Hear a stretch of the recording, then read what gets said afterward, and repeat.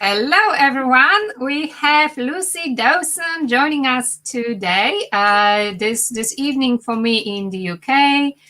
Lucie is joining us from Spain, I believe. Mm-hmm. Are you in Spain? Yes. So it's a beautiful evening, dark and well, cold here. Probably not so warm for you as well. It's really windy here. It's blowing a gale. Yeah. Oh wow. Yeah, unless we move to a different side of the world where it's permanently warm, we can't help it. But we are here to talk about you and your beautiful work. So I would love to ask some questions and let you introduce yourself. Some of our viewers might have remembered you from the last time you joined us, which was, I think, back in May or June? September. Oh, was it? So not that long ago. Gosh, feels like ages. September. Oh, yeah. Here we go. Time flies, as they say. So just briefly remind us, the viewers, what you do, and we can get on with questions. Cool. Well, I'm a life coach and visualization guide, and I specialize in helping people unlock their future memories through the use of guided meditations and questioning, and just understanding what's blocking us from really reaching our own true potentials.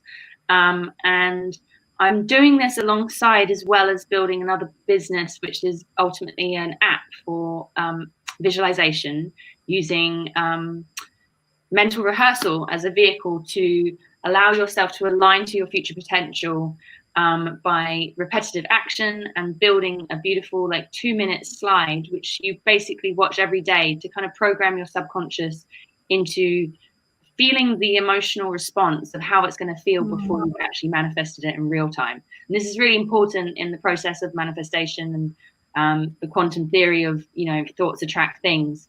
So if you continually emotionally elevate yourself to that feeling of how it feels when you have attracted what you desire, and you can do this by recalling a memory or a time that you had a similar feeling, and just with some methods of NLP, you can kind of bring those feelings up to a level, like turning up the volume of those feelings and thoughts.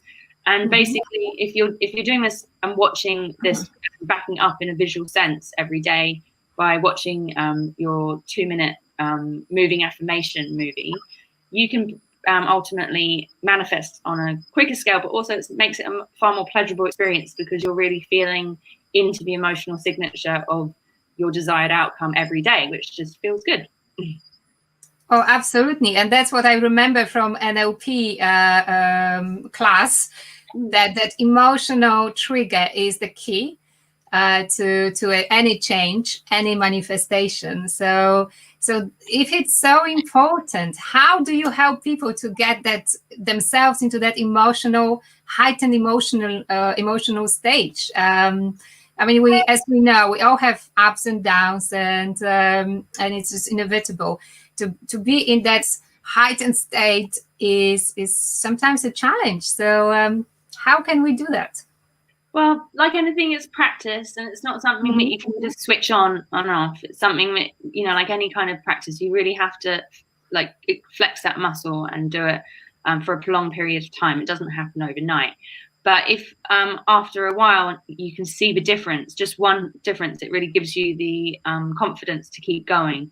So really what I ask my clients to do is to recall a time and date where they did feel like a level of accomplishment or success or whatever they're trying to focus on, and we'll go back to that memory and basically piggyback that emotional response from that memory, and then superimpose it onto your future memory that you're bringing into existence. And this is done by asking specific questions and bring them into a state of relaxation, and then obviously kind of using that emotional vehicle to then put you into a state, and then integrate that into your goal that you're bringing into existence in real time.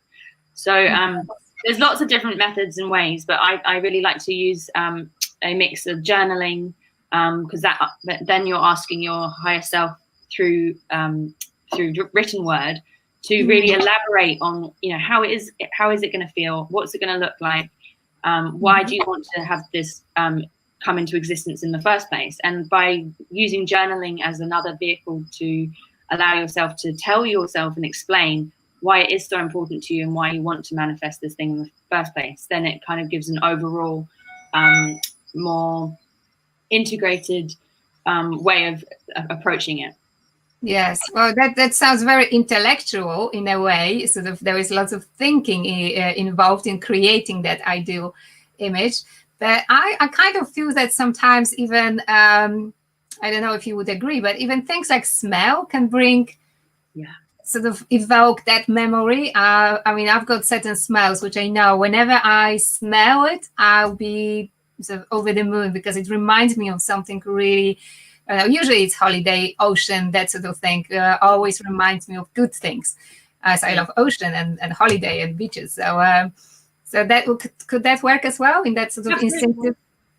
It's funny that you should just say that, because I've just bought some beautiful Christmas smelling candles, and obviously Christmas is a time of, when you're especially a child, it's always a time of wonder and a possibility, because growing up, definitely imagining in Santa and all the magical aspects that Christmas holds, like all those Christmassy smells, they really kind of bring that kind of that level of potential into your mind. So it's a really, even though this year has been super difficult, I'd really encourage everyone to get into the Christmas spirit as much as possible, because it will really help us through this crazy time, and remind us of other times when we had magic in our hearts and we were really open to anything, rather than anything that could dampen our spirit. And I feel like there is such, obviously, it is a worrying time and there is so much uncertainty, but uncertainty is another code for pure possibility. And I feel like even if it is a time that we can maybe fall back into our anxious patterns and things, it's also an opportunity for us to kind of be far more aware of what we're doing and why we're doing, and just be far more gentle and compassionate on ourselves, and really put time and effort into imagining a better future. Yes, just maintaining that positive outlook, which will raise the vibration and bring obviously that positive change in results, because that's the way, as you are saying. So that's kind of quantum physics in making. And that's, I think you are calling your visualization techniques quantum visualization. Yes, that's right. Yeah. Just because you're projecting anything that you are thinking about from in the future as a specific goal, you are projecting that within the quantum field. So to quantum visualize it, you're really kind of succinctly declaring it to the universe that this is something that you see in your own field and your own journey of your life. And I really truly believe that anything that you can conjure up in your imagination has already happened, and yes, the future memory that hasn't been manifested yet. So if you can hold on to that potential and reiterate it, and with repeatedly visiting in it with your mind's eye and meditation, or using the product that I'm building with my company Templar, or just with journaling, and just kind of spending time in that kind of potential over and over. At one day, at some stage of your life, it will come into fruition. Yes, if we maintain the faith and I guess do some action within that direction. But then actions are so much easier to take when we have that positive mindset, and the direction is clear and exciting, which you stress how important, emphasize how important it is to be excited and in that sort of emotional highest possible state to leading us to that manifestation. Well, it's a pity we were a bit delayed, because we are actually having quantum visualization done for Spiritual Awakening Circle by Templar, shall we say, your team. So as soon as we have it, we'll be delighted to demonstrate it and show it to our viewers. It's really super exciting. And we worked with our favorite pictures, with images which generate that sort of excitement and happiness. So we had a bit of a, me and Nikki, we had a bit of an insight to how you work with Templar.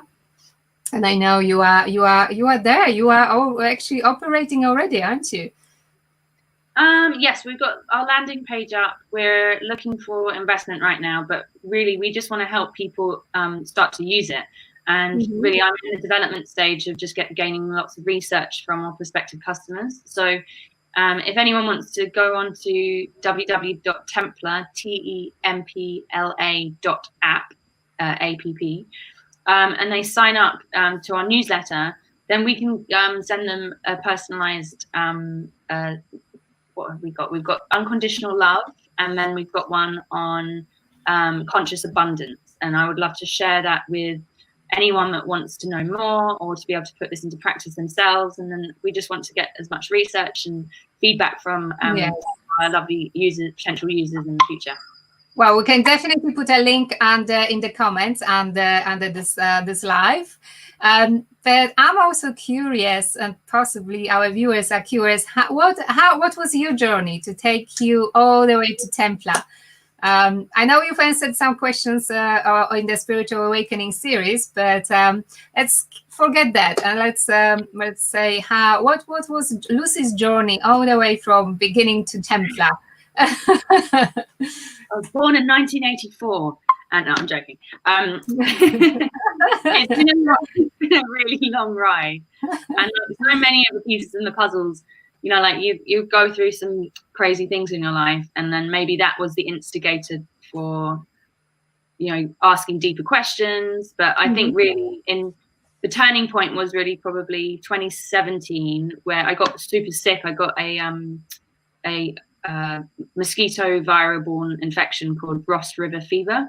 And I was. Where was that? It's surely not in the UK or Spain. In Australia, I got it, but I hadn't been the year before. I hadn't been taking care of myself, and I wasn't listening to my inner self, even though I was ignoring. I was ignoring the voices to try and get ahead financially, even though I didn't want to work on this job for a year. I just bit down, and I just did the hard work, even though my soul was screaming out, "Don't do it, don't do it." But I did it, and then I got sick from it, and that was the time when I was, you know, I couldn't walk for 3 weeks, and I couldn't work for at least 3 months because I was just incapacitated. So it gave me a very long time to really think and delve deep about what my next step in life was. I really started to learn more about the mind-body connection. I read a really amazing book by a guy called Gabor Mate called When the Body Says No. I really recommend that to anybody. That was like one of my kind of turning point books.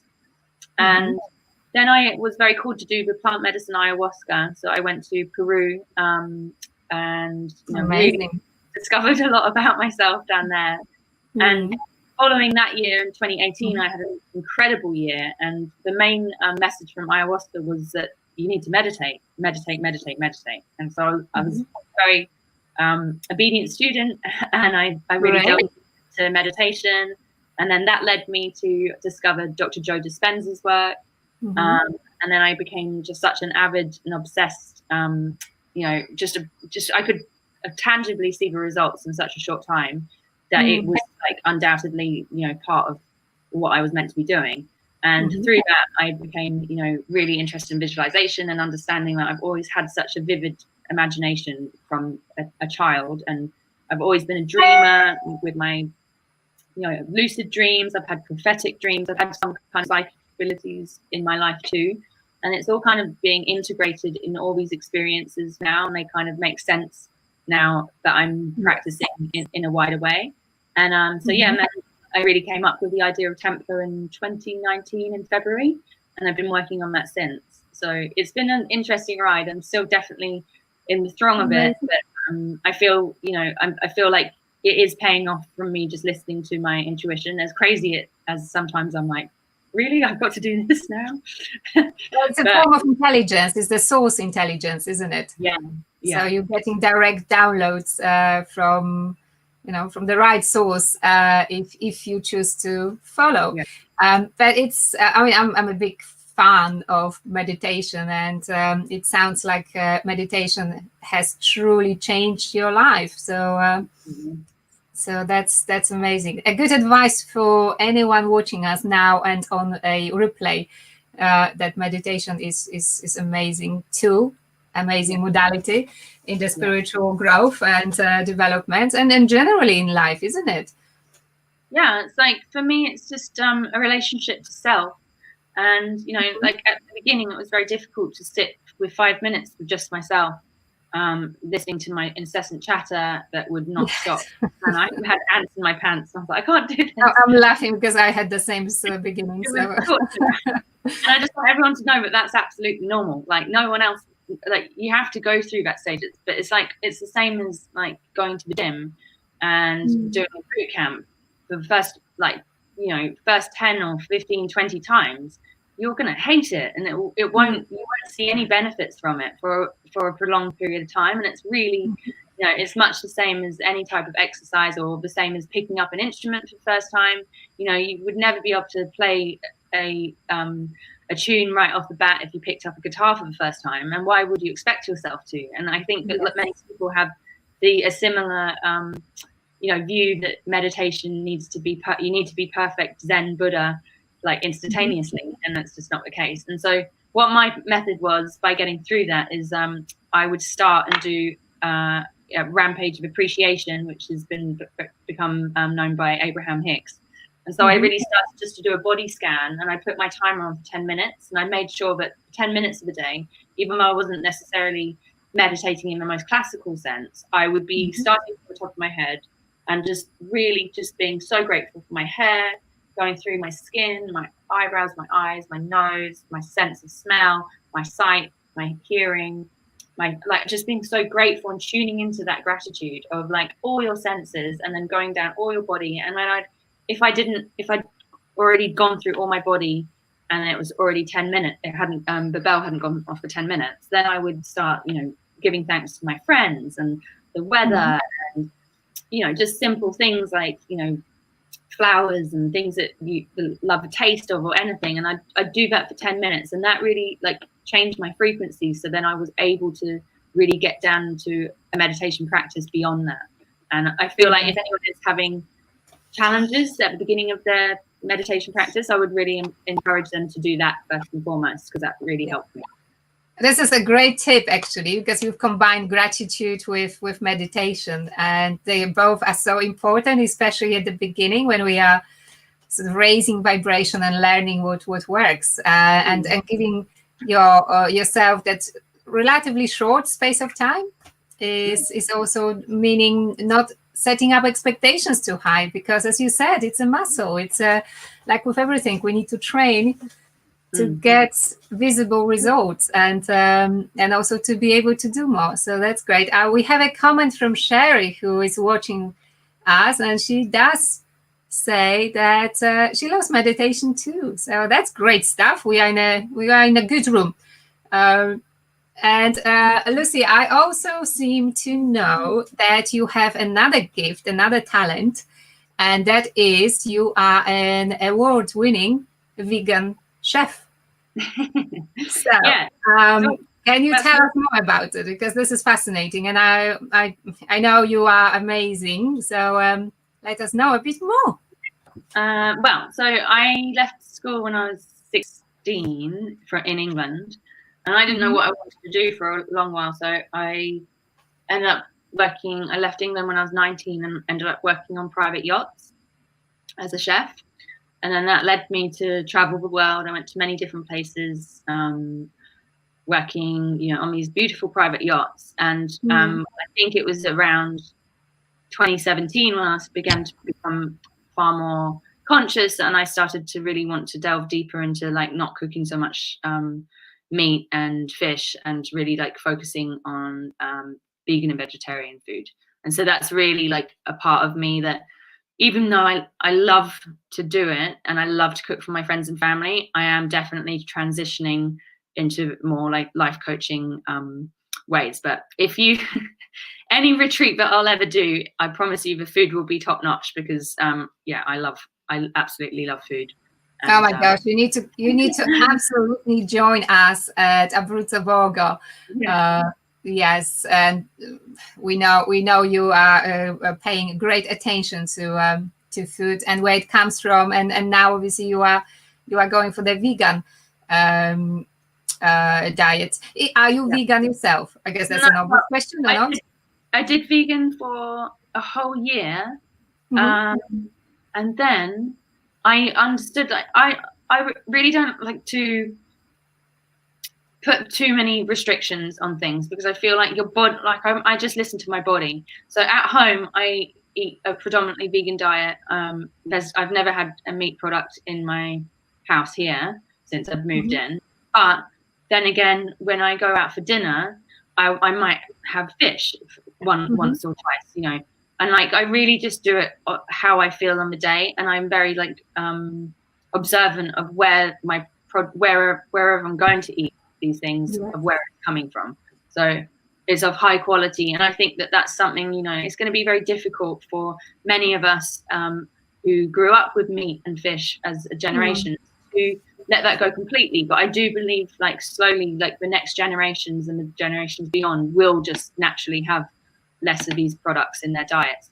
And I can see a massive difference, like from the time that, you know, I've never been a massive meat eater too much anyway, but I've definitely seen like a difference from like training. I won't ever really get any muscle aches or anything if I've gone for a big hike, and I don't know if that's anything to do with having the less meat intake or just being fitter in general. But I've definitely seen a huge difference. And also just, you know, when you reach a level of consciousness, like what happened to me from like dealing with lots of food all the time, and especially like big pieces of meat for the people that I was cooking for, there was something inside of me that just didn't feel right. And it's different for everybody else, and it's such an individual thing. So I would never impose my thoughts or beliefs on anybody else. But for me, it's like if a cow was to walk up to me, my first thought would be like, I just want to cuddle it. Not eating it. Yes, you have to be really, really, really desperate to take its life. And I feel like our connection of just, you know, being so you know, having so much entitlement to think that that's our God-given right to take the lives of these animals on such a regular occasion, and not think of it with such reverence. Like, I have utmost respect for cultures that hunt their meat and really use every single part of the animal to be able to you know, use every single part to really give it thanks and respect that it deserves. And I think that our society has completely lost that, and that's what we really need to get back to.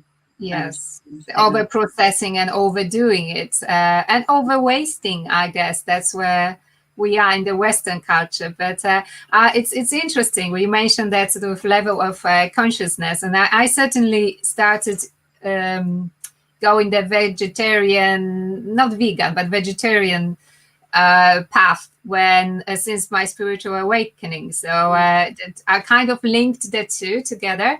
And the less you one eats of the meat products, the less desire for it there is. I feel, and as you said, it's a sort of gradual process.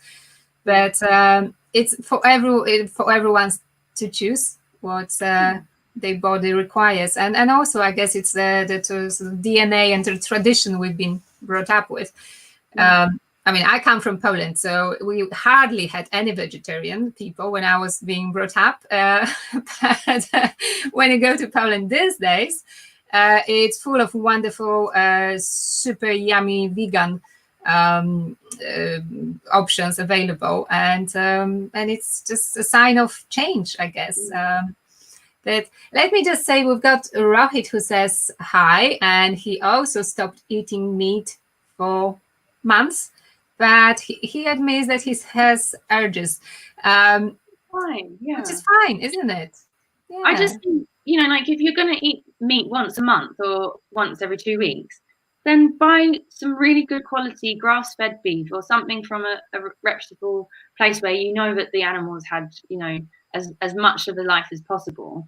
But I think to have that and spend the same amount of money, maybe if you were to eat once or twice a month like that, and you know, to really invest in something that's good for you and has lived an ethical like way of life, rather than going to and eating 3 or 4 times a week from, you know, the part of the supermarket where it's, you know, substandard meat and where the meat may have been in, you know, I think it just kind of equals out. And I just don't think, you know, like, savor it.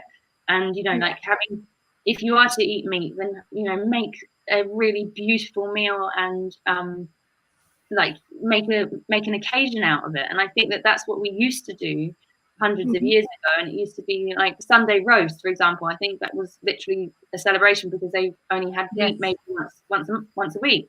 And I think that that's perfectly acceptable. But it's just about, you know, like really putting the intentionality of what you're eating and why. And you know, absolutely, like I think we're all wired differently, and our bodies definitely need absolutely different things for different people. And you know, one diet that will suit all people. But I think the one thing that we can individually do is just the intention behind each meal that we eat should be the same, you know.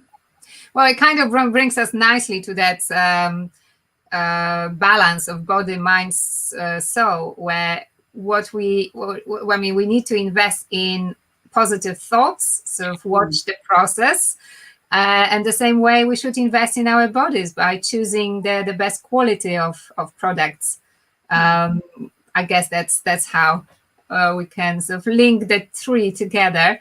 Let me just see what Rohit says. I'm talking about.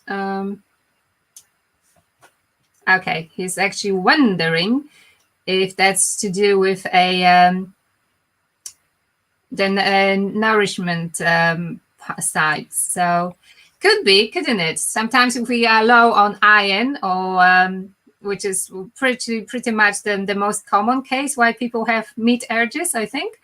There could be just a iron deficiency. I don't know. What do you think?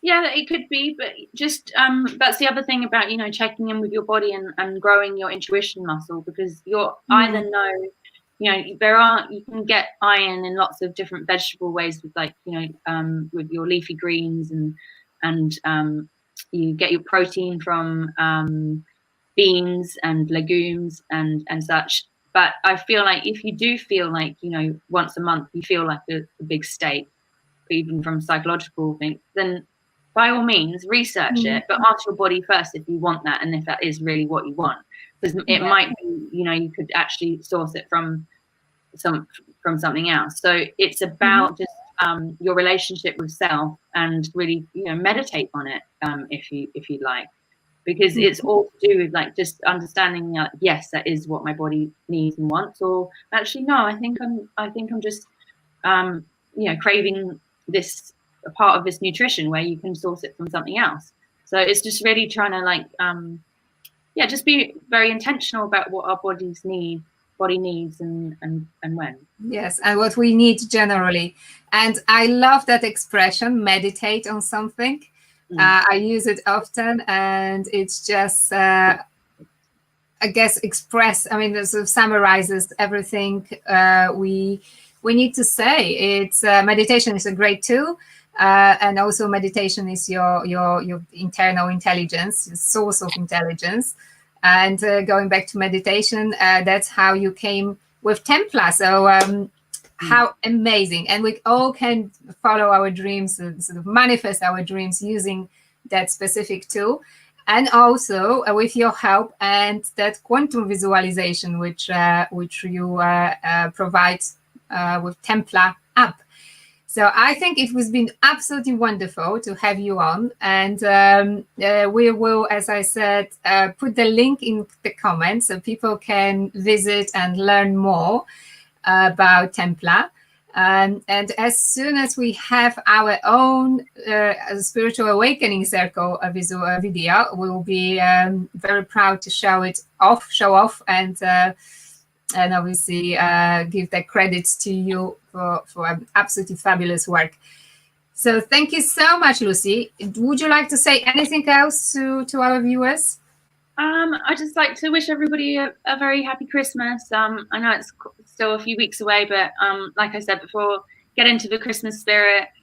Try and tune into that aspect of yourself that found Christmas to be a magical time of year, and really, look after each other, and know that you're way more powerful than you could ever imagine, and your thoughts really are super powerful. So dream big, and allow your imaginations to give you exactly what you need and deserve. That's amazing. Thank you so much. We will see you soon, Lucie. And everyone, have a great evening or afternoon or morning. I will see you soon. Bye.